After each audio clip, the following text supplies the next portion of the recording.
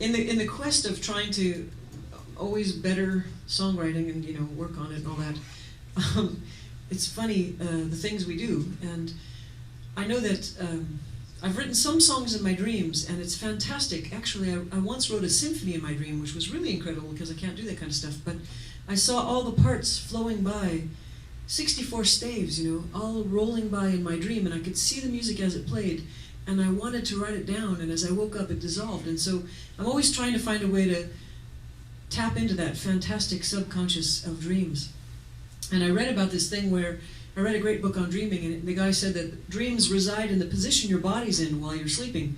And if you roll over, for example, to get a pencil to write your dream down, as we Southern California songwriters are required to do by law, as you roll over, the dream dissolves, and I found that's quite true. And so I was trying to short-circuit this problem, and I got a box of pencils and a roll of string, and every 3 inches above my bed I suspended a pencil. It was effective. I only had to reach a short distance to get a writing implement, but I couldn't get a date to save my life. Guys would come in there and go, "Yikes, looks like an upside-down spike button."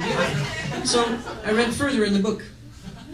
And the guy also said you could get a voice-activated tape recorder.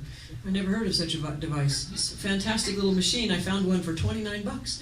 And you put it on voice activation and record, and it sits there poised, still, waiting for sound. When it hears sound, it magically turns itself on. What a fantastic gadget. I found one, hung it on my headboard, went to bed early.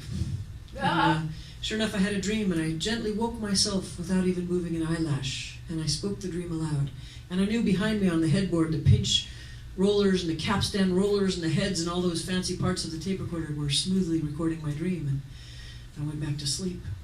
And I had another dream, and again I gently woke myself up without opening or eyes or anything. And again I spoke my dream aloud, and I had 3 dreams that night. What a bounty of dreams.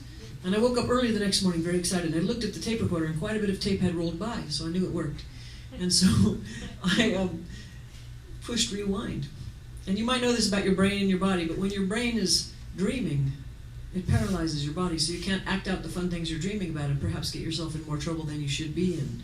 And I was no exception. I was quite paralyzed, and I was speaking, but I wasn't actually enunciating. It sounded like,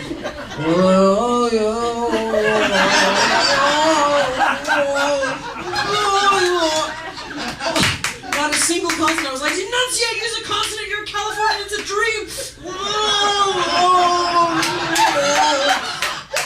3 dreams, one after the other, that was it. And then, even worse than that was this. And I was like, who is that? I don't snore.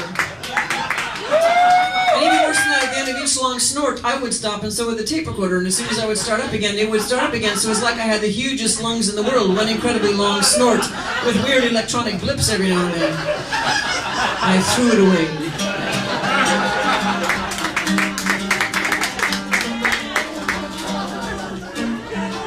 This song has nothing to do with that.